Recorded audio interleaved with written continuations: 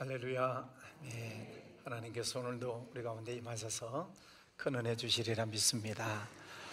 우리 솔로 해준 우리 정지민 어디 있어요? 노래 너무너무 잘하죠? 예, 우리 정용현 집사님 예, 잘했어요. 예. 우리 정용현 집사님, 박성희 집사님 따님인데 아주 노래를 참 잘하네, 그죠? 이렇게 잘하는 애기 처음 봤어요. 엇박자도 있는데 아주 그냥 탁 맞춰서 잘 들어가고 감사합니다. 네. 자, 오늘은 종려주일입니다. 종려주일이란 예수님이 예루살렘 성으로 들어가실 때 많은 사람들이 종려나무 가지를 흔들면서 예수님을 맞이했다라고 하는 데서 기인하고 있습니다. 사람들이 호산나 찬송하리로다 하고 외치고 있죠.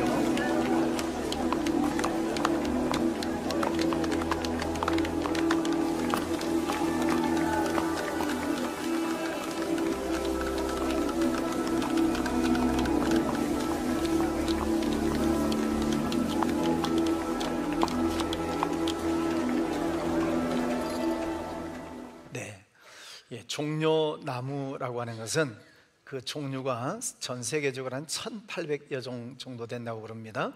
30m까지 큰다고 그러는데 여러분 한 번쯤 먹어보셨을까요? 대추야자. 저 나무가 대추야자 열매입니다. 당도가 굉장히 높죠. 마치 우리나라에서 말린 곶감 먹는 것처럼 맛이 있습니다.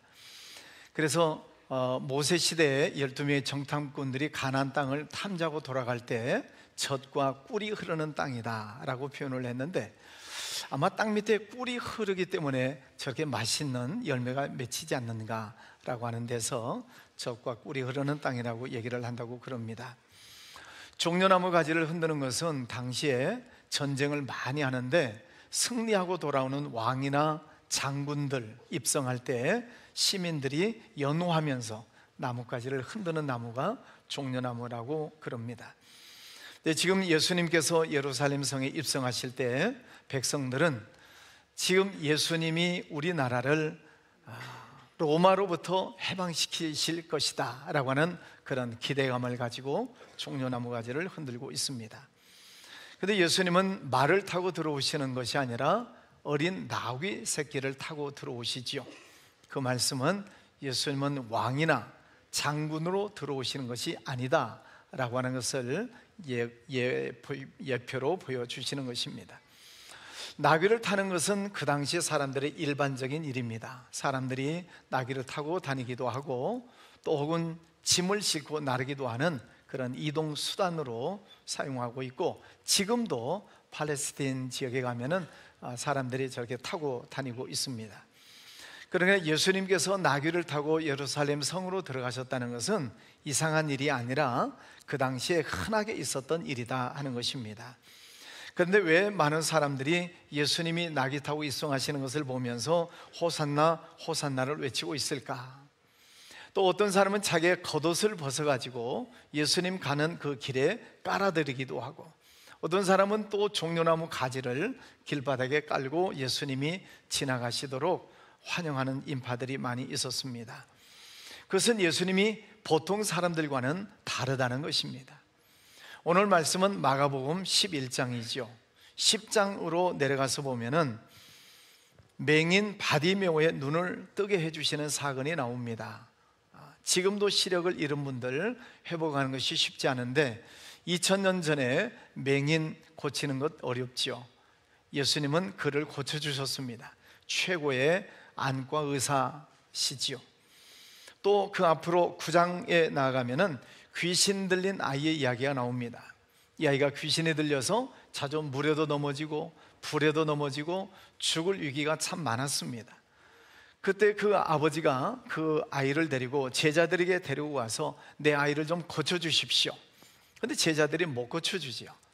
근데 예수님에게 데리고 와서 그 아이의 사정을 얘기했을 때 예수님께서 그 아이 속에 있는 귀신을 내어 쫓으시고 아이를 건강하게 회복시켜 주셨습니다. 예수님은 최고의 정신과 의사이십니다.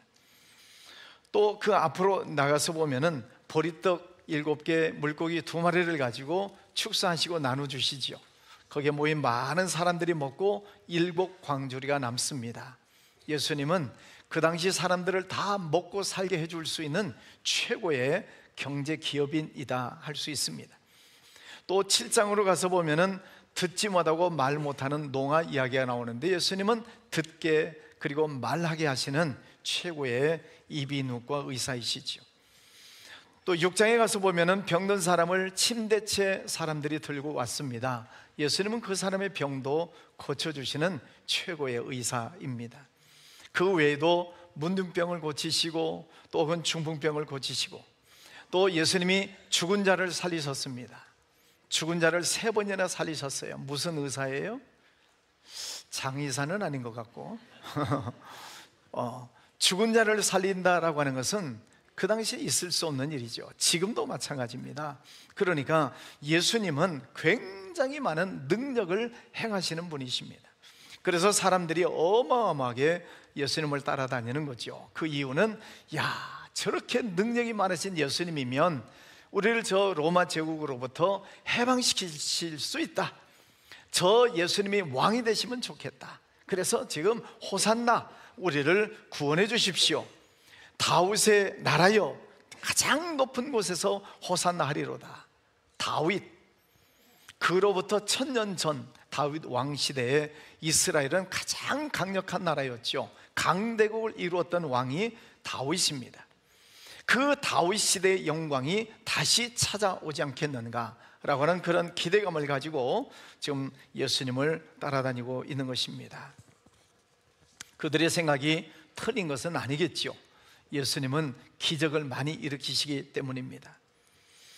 요즘 우리나라 새로운 대통령을 뽑기 위해서 준비하고 있습니다. 여야를 망라해서 후보들이 10분 이상이 지금 나오고 있습니다. 본인이 대통령이 되면 우리나라를 안정시키겠다, 잘 사는 나라로 만들겠다라고 지금 말씀들을 하시고 있습니다.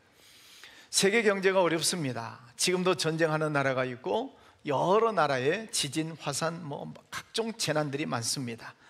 또 미국의 트럼프 대통령이 관세를 가지고 전 세계를 힘들게 하고 있습니다.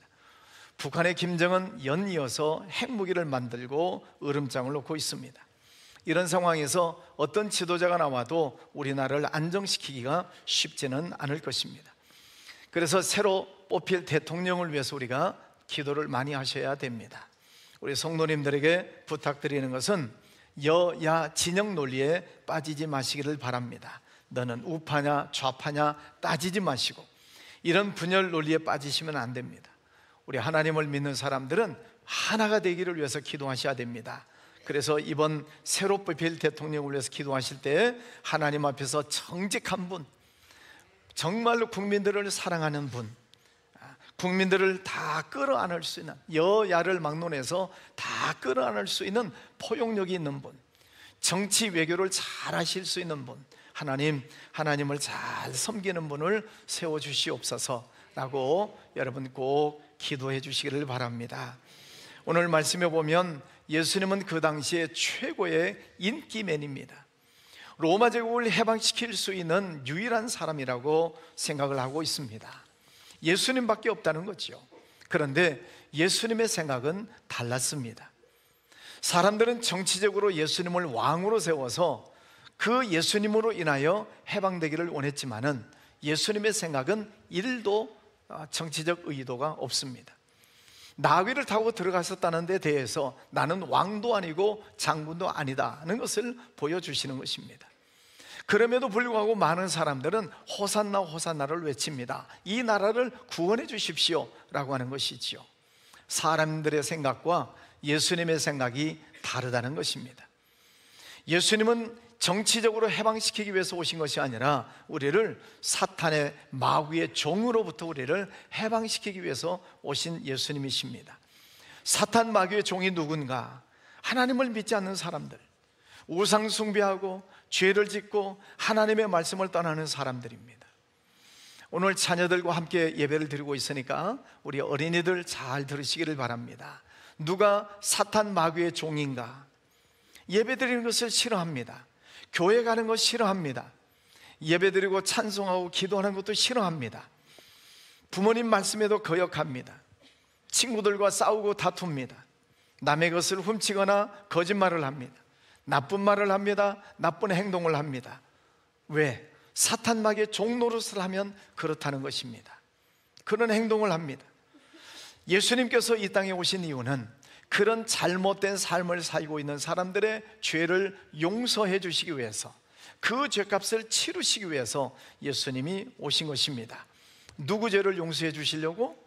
내 죄를 용서해 주시려고. 예수님이 십자가에 피 흘려 죽으시는 것이지요. 여러분 한번 따라서 하시겠습니다. 예수님을 나의 구주로 마음속에 모십니다. 예수님이 내 죄를 용서해 주셨습니다. 나는 이제 하나님의 자녀가 되었습니다. 이제부터 예수님 믿는 사람답게 의롭게 살겠습니다. 예수님 이름으로 기도했습니다. 아멘. 오늘 우리는 잠시 후에 성찬 예식에 참여하실 것입니다. 어제 유아 세례 또 세례를 받고 입교문답을 한 우리 학생들이 많이 있습니다. 또 세례를 받으신 분들은 오늘 성찬 예식에 참여하시게 됩니다. 혹 여러분 가운데 세례를 받지 않으신 분은 다음에 세례를 받고 성찬식을 참여하셔야 합니다. 또 세례는 받았지만 내 마음이 불편하다, 성찬에 참여할 기분이 아니다 하시는 분들은 받지 않으셔야 됩니다. 왜냐하면 이 성찬은 거룩한 예식이기 때문에 그렇습니다. 지금 아니면은 내가 잘못한 마음, 불편한 마음을 회개하고 이 예식에 참여하실 수 있습니다. 이 예식은 2000년 전 예수님께서 내 죄를 용서해 주시기 위해서 십자가에 못 박혀 죽으시면서 살이 다 찢기시고 피가 흘리시면서 죽으신 그 십자가의 죽으심을 오늘 우리가 기념하는 거룩한 예식이기 때문에 아무런 준비 없이, 마음의 기도함 없이 함부로 참여해서는 안 된다는 것입니다. 그러므로 성찬을 대하기 직전이라도 잘못한 것을 회개하시고 정결한 마음으로 참여하실 수 있기를 바라고, 또 어린아이들 성찬 예식에 참여하실 텐데 어린아이들 장난삼아 먹고 마셔서는 안 됩니다. 우리 부모님들이 잘 가르치셔서 이 예식은 거룩한 예식이기 때문에 함부로 먹고 마셔서는 안 된다. 예수님의 그 사랑, 예수님의 십자가의 죽으심을 묵상하면서 이것을 먹고 마셔야 된다라고 가르쳐 주셔야 합니다. 이 거룩한 예식은 주님께서 2000년 전에 십자가에 못 박히시기 전에 제자들을 불러 모아놓고 행하셨던 그 성만찬 예식을 지금까지 우리가 행해오고 있는 것입니다. 그러므로 예수님 때 이후 지금까지 2000년 동안 모든 교회들이, 예수 믿는 모든 사람들이 다 성찬 예식에 참여하고 있습니다. 그러므로 오늘 우리가 이 성찬 예식에 참여하는 것은 성경에 기록된 그 2000년 전 예수님의 그 은혜를 지금 내가 누리고 있는 것입니다.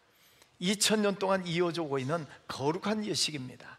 그러므로 오늘 이 예식에 참여할 때 여러분 마음속에 기도하시는 마음으로 또 회개하는 마음으로 이 예식에 참여하실 수 있기를 바랍니다. 여러분 모두를 성찬 예식에 초대합니다. 기도하겠습니다. 거룩하신 아버지 하나님, 감사합니다.